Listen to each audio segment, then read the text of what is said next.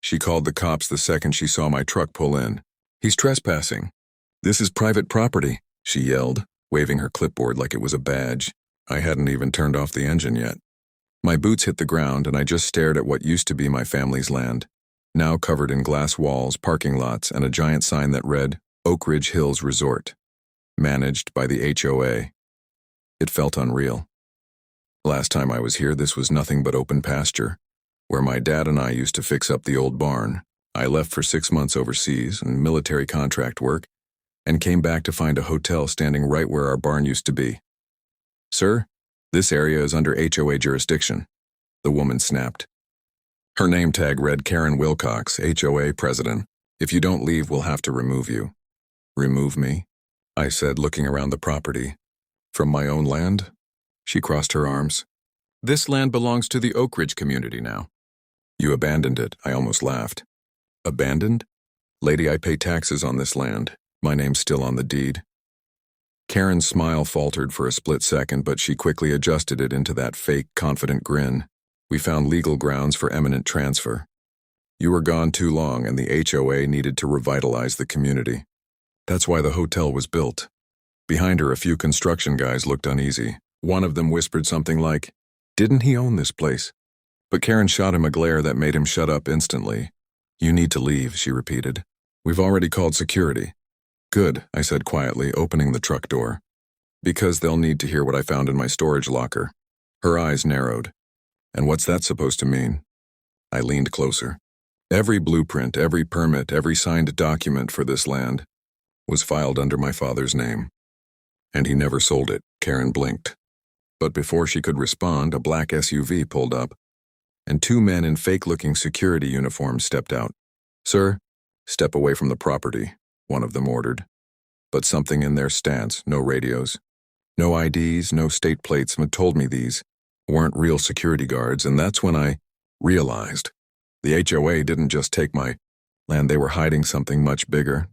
The 2 security guys walked toward me like they owned the place. One rested his hand on his belt where a badge should have been, but there was nothing. Just a shiny buckle and a fake holster. Karen stood behind them, smirking like she'd already won. "Gentlemen, escort him off HOA property. He's trespassing." I didn't move. I just folded my arms and said calmly, "You boys sure you want to do that?" The taller one frowned. "Sir, don't make this harder than it needs to be." I stepped closer, slow and steady, keeping my voice low. "Then tell me something. Which agency licensed you? Because I've got friends in state law enforcement who'd love to verify your IDs." For the first time, both of them hesitated. The shorter guy looked at Karen, waiting for her cue. Karen's face tightened. "You don't have any authority here. This land is under community development rights. The HOA board has no legal claim over private agricultural property," I interrupted. "And since you built that hotel without county approval, every single guest in there is technically standing in an illegal structure." Her face went pale. Just for a second. Then she straightened up again, trying to keep her composure. "You don't know what you're talking about." I opened my truck's tailgate and pulled out a thick binder wrapped in clear plastic. "You sure about that?" "Because this," I held it up, "is the original deed signed in 1972 by my father, James Rowan. It was never transferred. Not once." Karen's fake smile vanished completely now. The guards looked at each other, suddenly unsure. One of them mumbled, "Ma'am, if he's got documents—" "Shut up," she hissed. The silence hung heavy. The only sound was the wind moving through the new hotel's flags, bright and clean but built on lies. I placed the binder on my truck's hood. "You built all this on private land, Karen, my land. And guess what?" I leaned in, locking eyes with her. "You just handed me the biggest gift possible."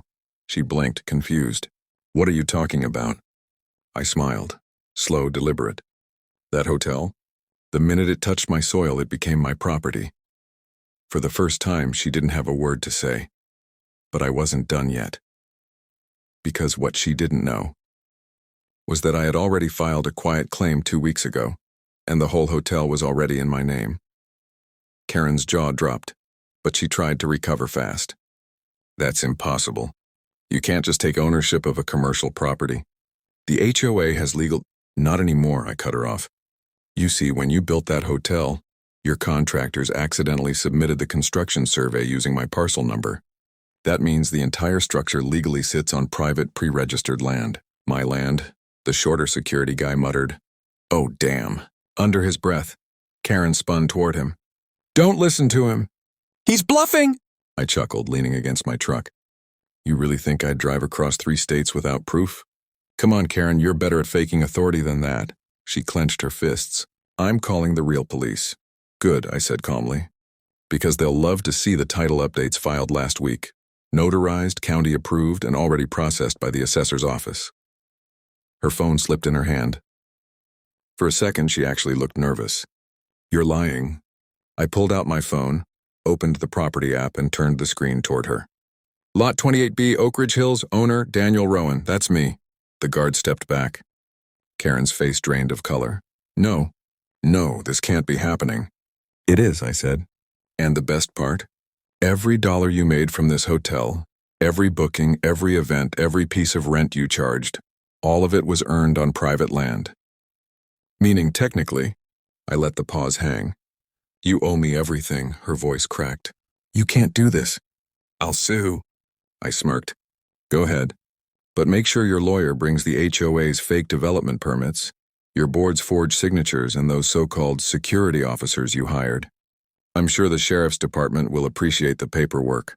The taller guard finally spoke. Ma'am, maybe we should go. Karen spun on him, furious. Nobody leaves. I'm still in charge here. But that's when the rumble started. A black and white cruiser pulled up the drive. Real law enforcement this time. The deputy stepped out, tipping his hat. Afternoon. We got a call about a trespassing complaint. But looks like the trespasser's the only one who owns this place. Karen froze. What do you mean? He looked straight at me. Mr. Rowan, we already verified your deed with the county clerk. You're the legal owner. Then he turned to her. And you, ma'am, are under investigation for property fraud, unauthorized construction, and impersonating security. Karen's mouth fell open. I folded my arms, looking right at her. Told you, Karen, you built your empire on my dirt. And for the first time that day, she had nothing left to say. Karen's face twisted from shock to fury in seconds. You think you've won? She hissed, her voice trembling. You think this is over? The deputy kept his hand near his holster, calm but firm. Ma'am, I'd suggest you lower your tone. You're already in deep enough trouble. Karen ignored him and took a step toward me, pointing her perfectly manicured finger right at my chest. You won't get away with this. That land was meant for community development. The hotel is part of a bigger plan. I tilted my head. Bigger plan? Her eyes darted to the deputy, then back to me. You wouldn't understand. People invested millions. We were promised protection from outsiders. You showing up now ruins everything. Outsiders? I repeated, stepping closer. Karen, I grew up on this land. My father built that barn over there with his bare hands. You think I'm the outsider? The deputy spoke up. Mr. Rowan, you might want to hear this. He nodded toward the SUV where one of the fake guards sat sweating bullets. The deputy had found a stack of HOA documents inside, and not the normal kind. They were contracts, with city council members' names, signatures from local real estate developers, and even receipts for expedited approvals, all dated after the hotel was already built. Looks like the HOA's been playing dirty, the deputy said. Real dirty. Karen's voice broke. You don't know what you're dealing with. They'll come after you next. I gave a slow grin. Let them. Because every single one of those papers is now evidence, and since it all happened on my property, it's part of my case. Karen's confidence cracked completely now. She stumbled back, clutching her clipboard like it was the only thing keeping her upright. You can't just ruin everything we worked for. I sighed. Karen, you didn't work for anything. You stole it. The deputy motioned to the other officers arriving on scene. Ma'am, you're coming with us. You have the right to remain silent. She screamed as they cuffed her. This isn't over. You'll regret this, Daniel. The HOA owns this town. I watched as they guided her toward the cruiser, her words echoing across the parking lot. The wind carried the smell of concrete and dust. The hotel lights flickered on behind me, bright, expensive, and now legally mine. I exhaled slowly. Funny thing, Karen, I muttered under my breath.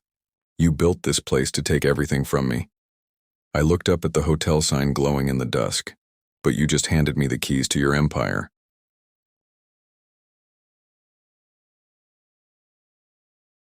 The sound of the cruiser faded into the distance, but the echo of Karen's threat lingered in the air. The HOA owns this town. It wasn't just a tantrum, it sounded like a warning. The deputy walked back toward me, adjusting his hat. You did the right thing bringing those documents, Mr. Rowan. County investigators are already on their way. But, he paused, lowering his voice. Be careful. Karen wasn't bluffing. There's more to this than a land grab, I frowned. What do you mean? He looked toward the hotel. We've had 3 reports of other property owners losing their land around here. Same signatures, same fake permits. It's organized. Real estate laundering under the HOA's name. That hit hard. So they've been stealing from everyone. He nodded. Looks that way. But you're the first one who caught them red-handed. As he left, I turned back toward the hotel. The sun dipped behind it, casting a long shadow over the field. I could almost hear my father's voice, the one that used to say, "Land's not just dirt, son. It's legacy." I walked toward the front doors. The lobby lights were on, soft music playing from hidden speakers. Guests inside had no idea what had just happened outside their rooms. A few people in suits glanced at me as I entered, confused at the sight of a man in dusty boots walking across their marble floor. A receptionist smiled nervously. "Sir, can I help you?" "Yeah," I said calmly, placing my hand on the counter. "Starting today, this hotel has a new owner." Her eyes widened. I don't understand." "Don't worry," I said with a half smile. "You'll understand soon enough." I took the elevator to the top floor. The penthouse suite was locked, but I still had the old key ring from my barn, one that somehow fit the new door's lock because the contractors had never changed the base. When it clicked open, I almost laughed. Inside was pure luxury. Expensive furniture, champagne bottles, HOA paperwork scattered across a desk, and a silver laptop still logged in. I scrolled through the files. Bank transfers, meeting notes, names of every board member, and one email chain titled, Phase 2, Expansion Plans. My stomach turned as I read the first line. Once the hotel proves profitable, proceed to acquire surrounding farms using HOA legal pressure. Final goal, Oak Ridge Hills Casino Development 2026. So that was it. They weren't just greedy. They were building an empire. I copied every file to my drive, shut the laptop, and looked out at the land below. The wind was cold, the view endless. And for the first time I realized they'd tried to bury me under their foundation, but instead, I was standing on top of theirs. Morning light spilled over the hills, painting the hotel gold. My hotel now. But I barely slept. The more I read through those files, the clearer it became. Karen wasn't acting alone. She was just a front, the face for something much bigger and much dirtier. By 7 a.m., I was sitting in the hotel cafe, watching the staff whisper to each other. They'd all heard what happened. Some looked relieved, others scared. I didn't blame them. They'd been working for people who built their paychecks on stolen ground. A man in a gray suit approached me cautiously. "Mr. Rowan?" I nodded. "That's me." He sat down, lowering his voice. "I'm Evan, general manager.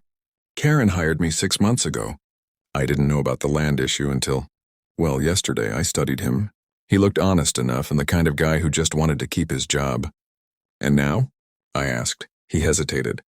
"Now I think you should see something." He pulled out a flash drive from his jacket. "Before Karen got arrested, she told me to back up all HOA files to a private server. But the thing is," he slid the drive across the table. "There are emails from the city mayor on there, and a man named Victor Hale, real estate mogul. He funded the whole operation. Victor Hale, the name hit me like a brick. That was the same developer who'd tried to buy my dad's land years ago, the one my father refused." I clenched my jaw. "So he's behind this." Evan nodded. "He used the HOA as a cover. They get the land donated for community projects, build something profitable, then transfer it quietly to his corporation. And now," I said slowly, "he just built his newest project on land he doesn't own." Evan swallowed. "You have enough here to bury them all. But if I were you, I'd move fast. Hale has connections. In the courts, in the press, even in the police." I leaned back, thinking. "Then it's time I use mine." He frowned. "What do you mean?" I looked out the cafe window where 2 black cars were parked across the street. Same make. Same tinted windows, watching. They already know I'm here, I said quietly, but they don't know who they're dealing with. Evan looked confused. You're a landowner. What can you do? I gave a small, grim smile. Let's just say, my old job didn't involve fixing fences. Because before I came home, before all of this, I was part of a federal property recovery unit, and Victor Hale had just stepped onto my battlefield. By noon, the quiet hotel lobby buzzed like a hornet's nest. Guests checked out early. Staff whispered in corners. Everyone could feel something brewing, something bigger than just a local land dispute. I stood near the window of the penthouse, sipping burnt coffee, watching those same 2 black cars still parked across the street. They hadn't moved in hours. Professionals, probably Hale's men. I'd dealt with their type before, patient, silent, waiting for orders. The elevator dinged behind me. Evan stepped out, his face pale. They're here, he whispered. Who? He swallowed. Lawyers. From Hale Properties. They're demanding to see you. I set the cup down. Good. Let's not keep them waiting. Downstairs, 3 men in tailored suits stood by the front desk. The one in the middle smiled like a wolf. Mr. Rowan, he said smoothly. I'm Richard Hale, legal counsel for Hale Holdings. He extended his hand. I didn't take it. You mean Victor's mouthpiece? His smile didn't falter. We prefer representative. He pulled a folder from his briefcase. We understand there's been a misunderstanding regarding this property. Our client is prepared to offer a generous settlement to resolve any ownership confusion. I raised an eyebrow. A settlement, he nodded. $3 million. You sign the transfer papers, walk away, and this all goes away quietly. Evan's eyes widened. $3 million was more than the land was ever worth. But I just stared at Richard, unmoved. That's cute, I said flatly. You built a hotel on stolen land, forged government documents, and laundered investments through a fake HOA. And you think $3 million buys silence? Richard's smile faded slightly. Be careful what you accuse people of, Mr. Rowan. Words like that can get you sued. I leaned forward. You're welcome to try. But before you do, maybe ask your client why the Department of Homeland Security just requested copies of every permit tied to Oak Ridge Hills. That got him. His jaw tightened, his eyes flickered. You contacted Homeland? Didn't have to, I said with a grin. They contacted me. You see, that land's been flagged since my father's day. Restricted zone markers tied to old infrastructure projects, which means your fancy hotel sits on federal monitored soil. Evan's mouth dropped. Richard went pale. Now here's how this works, I continued. I don't take your offer. You and your boss go home. Explain to Victor that he just built a multi-million-dollar resort on classified land, and when the feds show up tomorrow morning, they'll seize the entire property. As evidence. Richard exhaled sharply, trying to recover. You're bluffing. I took out my phone, hit play on a voice message. Mr. Rowan, this is Agent Wallace with DHS. We received your evidence package. Our team's en route tomorrow to begin an official seizure of the Oak Ridge property. Do not vacate the premises. The room fell silent. Richard's expression broke. You have no idea what you've started. I smiled coldly. No, Richard. You have no idea what you built. He turned without another word and stormed out, his men close behind. Through the glass doors, I watched them make a call, probably to Hale himself.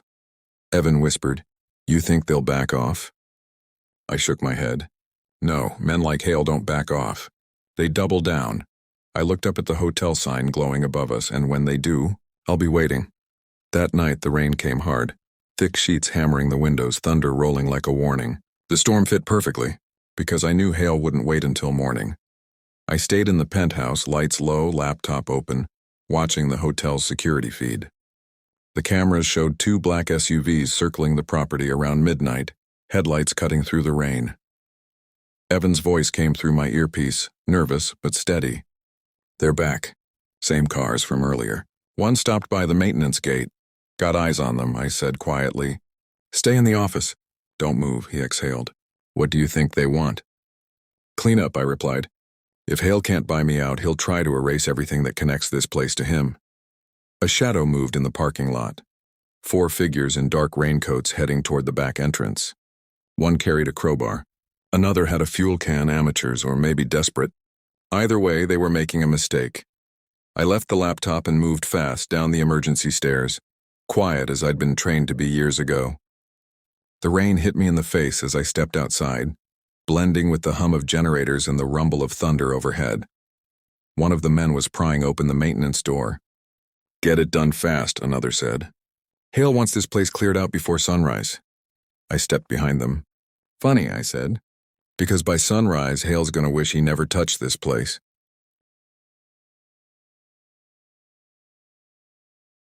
They spun around, startled. The one with the fuel can raised it like a weapon but froze when I pulled out my phone. Camera light on, recording. "Go ahead," I said calmly. "Add arson to the list." The leader cursed under his breath. "You don't know who you're messing with, old man." I took a slow step closer. "You're right. You have no idea who you're messing with either." Lightning flashed, just long enough to reveal the badge I'd pulled from my pocket. Not a local one, a federal contractor's ID, retired but real. Their faces drained of color. "Drop the can," I ordered. They hesitated just long enough for the sheriff's cruisers to swing around the corner, sirens cutting through the rain. I'd called them the moment those cars appeared on the feed. The men ran, but the deputies were faster. Within minutes, they were pinned, cuffed, and thrown into the back of patrol cars. The sheriff, same deputy from before, walked up to me, shaking his head. "You sure know how to attract trouble, Mr. Rowan." "Just trouble that deserves to be found," I said. He smirked. We pulled one of their phones. "Guess whose number shows up under recent calls?" I didn't have to ask. "Victor Hale," he nodded. "We're getting a warrant in the morning. Federal agents want a word with him." I looked back at the hotel, rain pouring down its glowing glass walls. "Good," I said quietly, "because I'm not done yet." And as thunder cracked above, I made a silent promise to my father, and to every landowner they'd ever cheated. Tomorrow, the empire that stole my home would finally fall.